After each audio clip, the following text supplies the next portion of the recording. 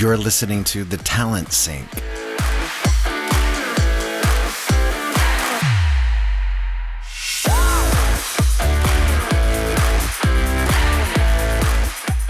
The Talent Sync is a collaborative podcast production about anything and everything recruiting and hiring. Literally the kitchen sink on how all things in talent acquisition work together, should work together, and how sometimes they don't. Now it's time to sync up with your hosts, Leah Daniels and Kevin Grossman. Today's episode talks about why empathic leadership is vital for the humans. Enjoy the podcast.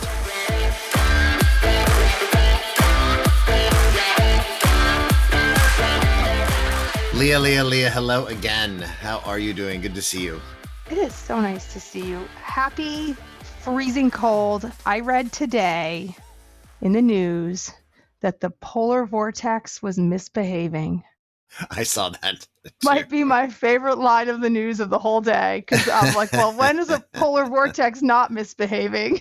Yeah, well, it's and blessings to you, because it's not misbehaving here. So it's like 60. It's supposed to be 65 today for us. So stop it now. Stop it. And because there's a high pressure system pushing. We were supposed to get another atmospheric rain dump, but it's going to miss us because of the high pressure system. But yes, I read the polar vortex is misbehaving. That's really funny that we anthropomorphize that, but it is. But yes, so it's chilly where you're at. Is it cold? Oh, our real feel is like -9 right now. So get your favorite hoodie on. It's going to be a cold one. Oh my gosh. It reminds me of my team member, Ron, who lives in Minneapolis now, who grew up in San Diego, by the way. Oh, bad choices were made. He and his wife is from the Minneapolis area, and they met in San Diego. They went to college together, and when they decided to get married, the idea was they were going to move back because her family's there.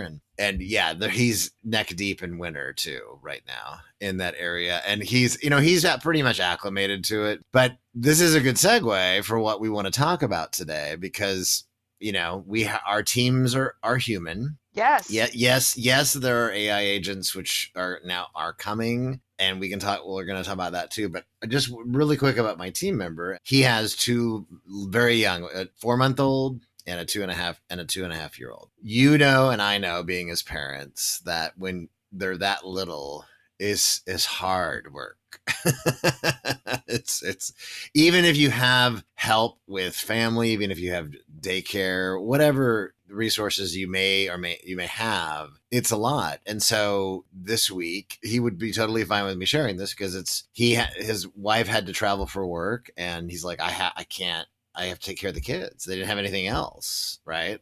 And that's a lot for dad, much less mom, granted. And the way that we've always worked together, even when it was just talent board in my small team, I've always been super flexible and full of empathy, because we all have life things that happen. And I think ultimately the work's getting done, no matter how much you have to augment and pivot and change and do all those things. Human life is messy, and it happens, right? And I'll stop there, because I hear what you think about that and how we want to proceed with this convo. Yeah, it's interesting, because my read on a lot of this is the market that we're in right now is do more with less, augment with AI. Well, do more with less is a little bit of a code of reduce your head count. Yep. Increase your productivity. We've talked about that. Is productivity the right thing to increase? I don't know, but so we're moving into this realm where every team is looking thinner and thinner in terms of your human-based resources, which to some degree makes each person more critical,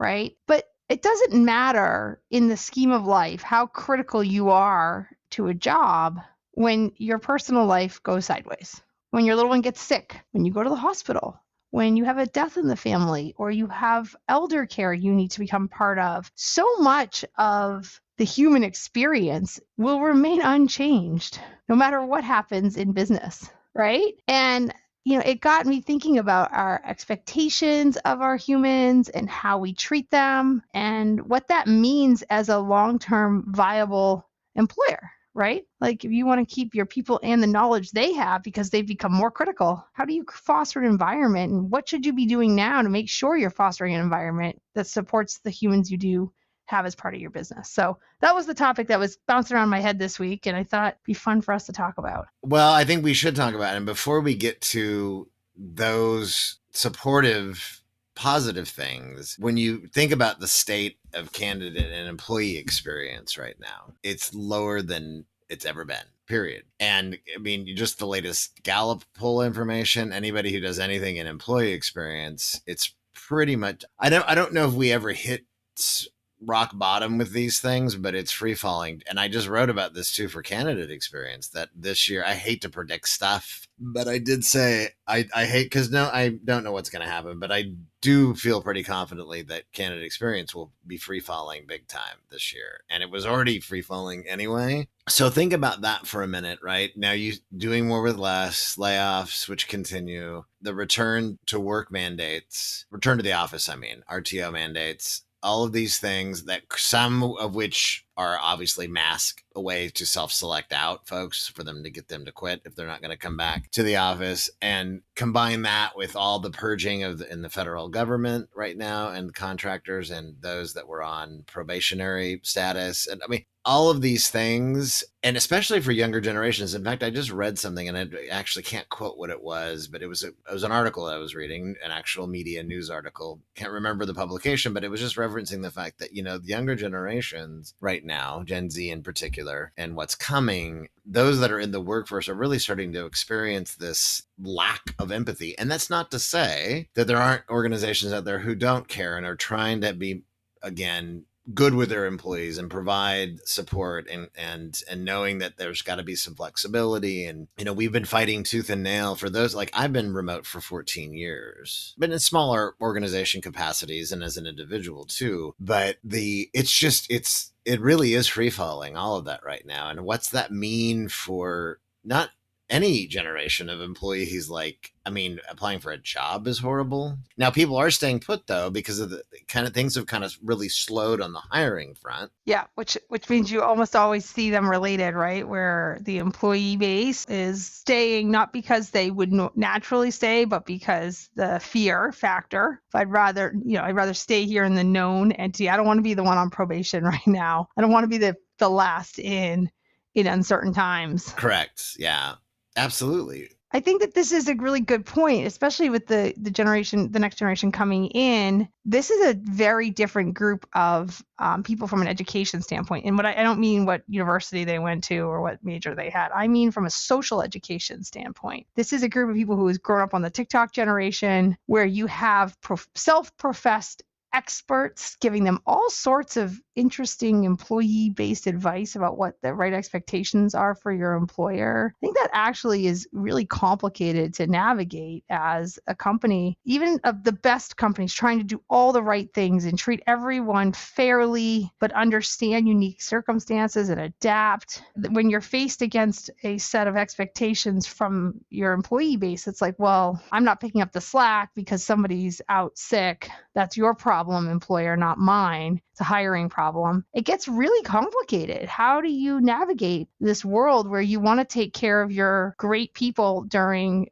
unusual circumstances that they might find themselves in, a death in the family, just had a baby, sick children, sick yourself, the reality is in your lifetime, you will get sick at some point in time, and not just the flu. You might have something, you end up in the hospital, right? Like, these things all happen. They're the human experience. And I think companies are going to have to figure out how to foster environments where people are supportive of each other and not antagonistic, and that you can adapt and have humility and empathy with your employee base. But I think companies struggle with the fear of being taken advantage of on the other side of that. They do, and they also struggle. And this is a dot connection right now to the dismantling of DE&I, because in my mind, and the protections that workers have had for a long time that all relate to the title protections and the Civil Rights Act of 1964, and what I worry about is that everything that you're saying, and again, I know that there are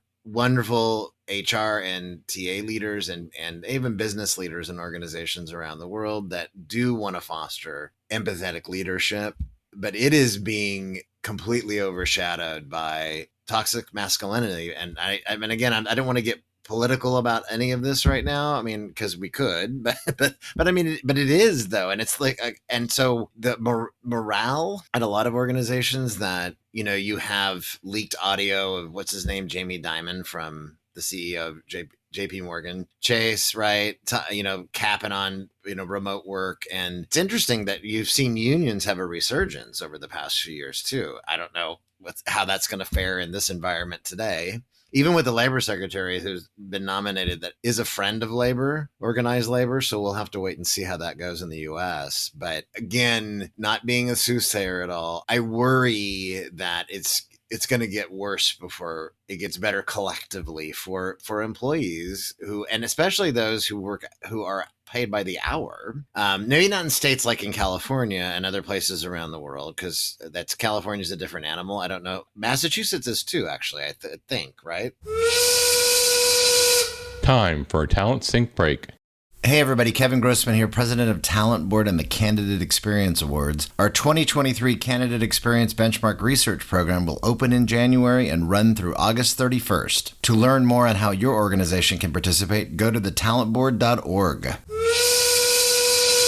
Break time's over. Now back to the talent sync. Yeah, we're a little bit, but I think you're probably digging into something that's important, which is the experience of these candidates and employees right now as they're getting new jobs or staying in their jobs is being absolutely riddled with activity around them, right? There's just distraction on all fronts. So I think that probably the bigger theme in all of this is the volume of change happening right now and people's ability to adapt and navigate on both sides of the equation. This is the leadership, this is frontline managers, this is the actual employees. I think both sides have too much change happening between AI, the changing EO directives, the cooling economy, the fluctuation in the stock market. All of these things it's too much change. I think people are not really able to adapt to it quickly enough. I think we'll see a lot of organizations struggle. We agreed, and we may not see a great exodus right now in this market because people are sitting tight. But I know I've seen different data points that people are kind of waiting to to bolt if and when that they can. It's so far from being a candidate market right now. It almost feels like it's light years from when it was. It wasn't only a few years ago when it was, but I do feel like a lot of organizations, they're going to lose in the end. I mean, I don't know how else to say it. I did see a piece about how Target lost a bunch of market share and sales after they're supposedly connected to the fact when they vocally say we're going to do away with DEI programs. And I know I keep coming back to that. I mean, the flip side is they're being sued right now for losing sales after they celebrated Pride Month, right? So I think there is a little bit of we're drawing lines in places that there may not be lines, right? There are different things, right? So Pride Month goes into summer, right? Can be a lower sales season for them anyway. Is it Pride Month or was it timing? Is it the DE&I programs or is it the fact that there's uncertainty in the economy, so people are buying less luxury goods, right? And while Target may not be a luxury goods company, they are, in fact, as compared to a Walmart or a grocery store, they could be considered a luxury company. So is it simply that people are shifting their dollars because it is actually dollar-based shifting, right? There's too many things that are uncertain right now. That's true. I think anybody, though, that hires federal contractors, any organization, they're being extorted, basically. There's no other way to say it. And they're going to take all of that away. So again, just kind of going back to what you were talking about from the beginning, whether you're a small boutique firm, like my example with my employees over the years, making sure that there was always empathetic flexibility with whatever we have to do. Life does happen. And we had the ability to do that. And we were always remote too, as a team. We still are right now where I'm at. And we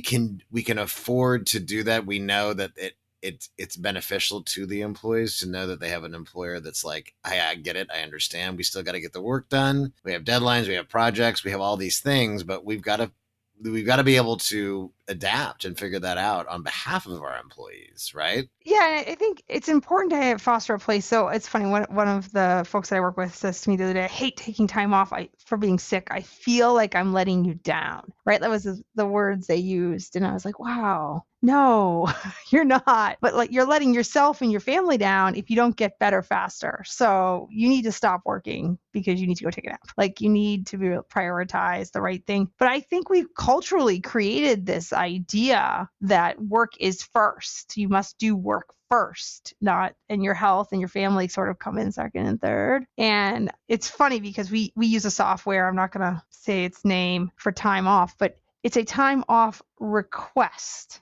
It drives me crazy because you request it and then I have to approve it. You have to approve it, yeah.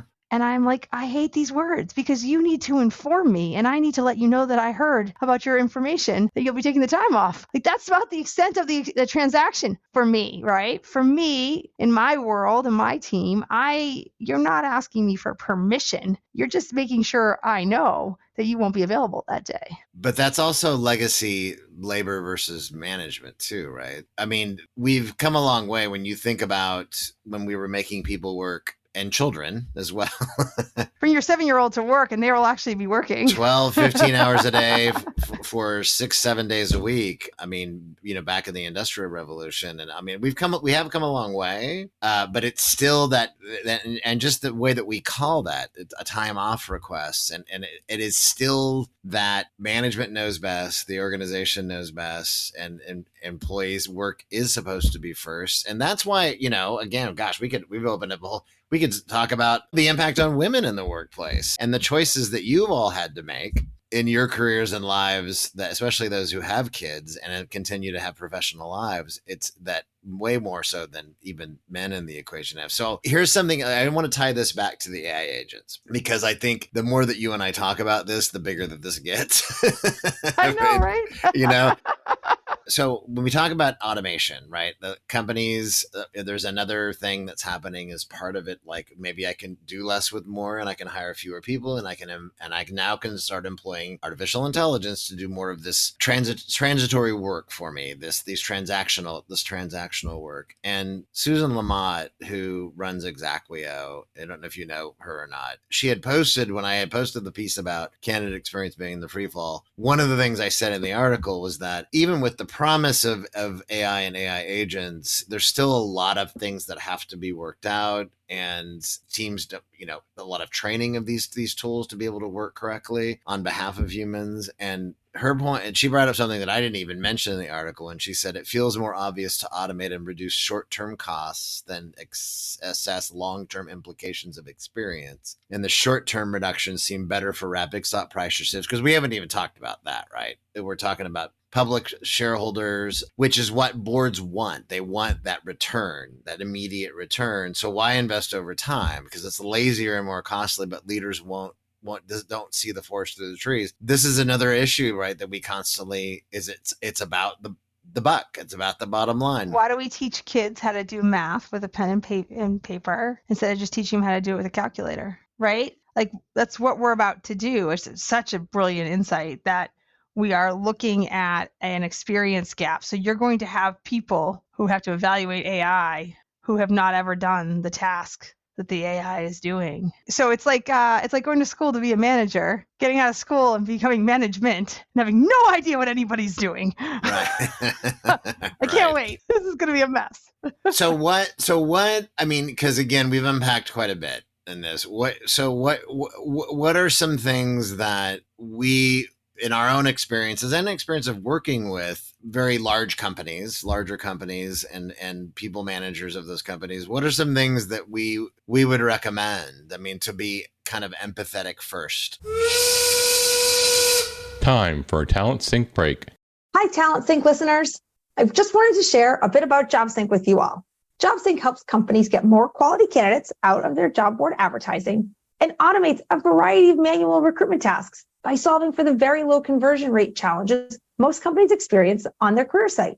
JobSync integrates your entire application, including all of your questions, directly into the various job boards' quick apply processes, providing you with fully completed applications directly into your ATS and resulting in 2 to 5 times more candidates while dropping your cost per application by half.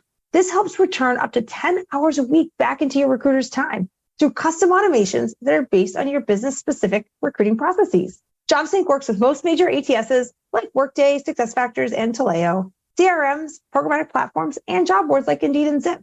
You can check out jobsync.com to learn more.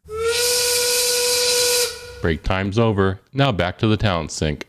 I think it's going to be an interesting shift, right? I think first we're going to see companies reprioritize who their best employees are. I think before we get to the empathy part, we're going to start seeing that. We're going to see our best employees are the ones that are curious, that note problems, that are the ones that are willing to speak up about things that don't seem right. I think that's going to start elevating. And that skill, I think, is going to actually force you to be more empathetic. And the reason it is because if you lose that person, if you lose that insight, if you lose the people who can look at things and say, your AI's gone rogue, bad, we should do something about that. If you lose those people, I think businesses will crumble over that. Yeah. Right? Because now you haven't just had one person doing bad things, you have an AI doing all of it bad all at once. Right? But how long?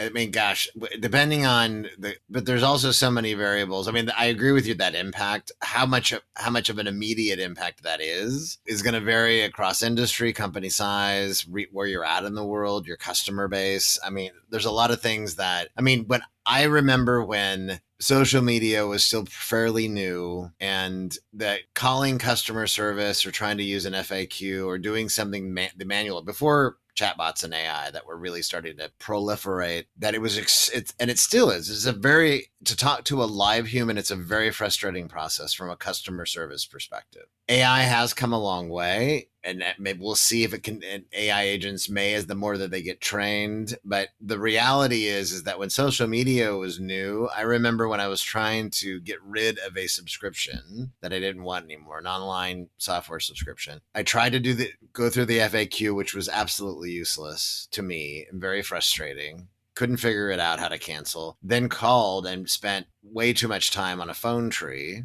never talking to a real person, never really getting with the answer that I needed to do. And then I basically went and posted on then Twitter, which I haven't been on X for 2 years for reasons that will not be named right now. But anyway, but the point is though, I posted and within an hour I had it taken care of. And it was still humans doing it though.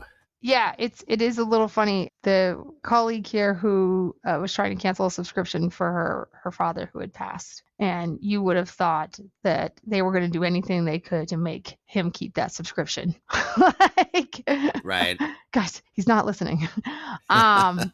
It's really funny that, and you're right. But on the flip side, you know what? I called a company the other day, and I did get to a person pretty quickly who was like, I can't help you, but I'm going to put you with this person who can help you. Great. That's a great answer. I love that. I get to the person who can help me. After 45 minutes of putting me on hold repeatedly, never helped me. I finally gave up. So I had the human help and I did not get help. Never got my question answered. Still to this day, it's a mystery.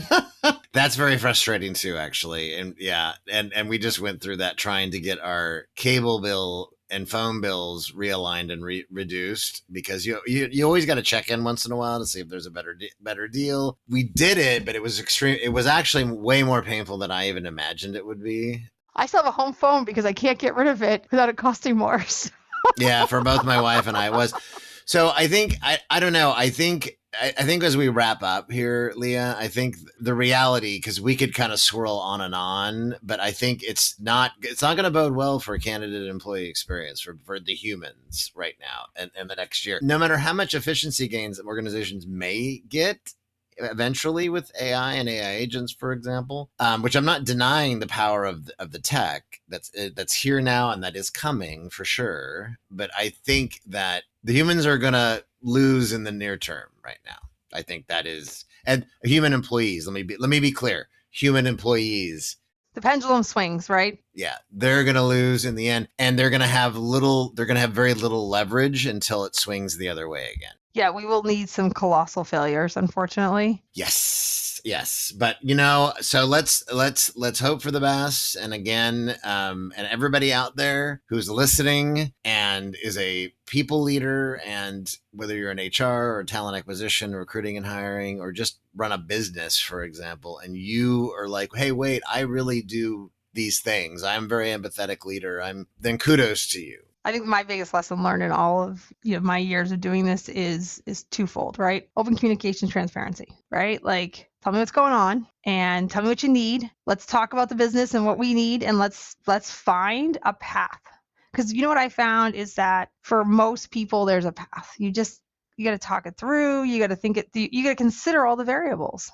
It's not just that one day off or the week you need for surgery. It's the fact that you need time to recover, and you need to be able to be, do I need you at 100% every day? No, because some days I'm going to get you at 80 and sometimes I'm going to get you at 120, and that's okay. And I think that being able to be transparent about where you're at and where you're headed and where you, what the situation is, there's always a path. You just got to look for it. Yep. Agreed.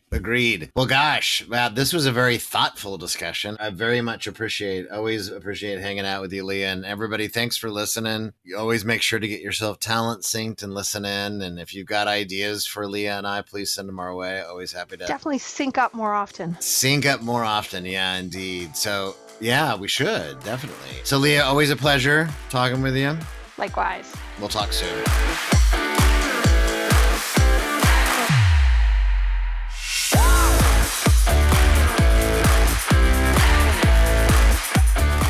Thank you for listening to the Talent Sync podcast, a Candy Benchmark research program and Job Sync collaboration. More episodes soon. Subscribe via your favorite podcast player today.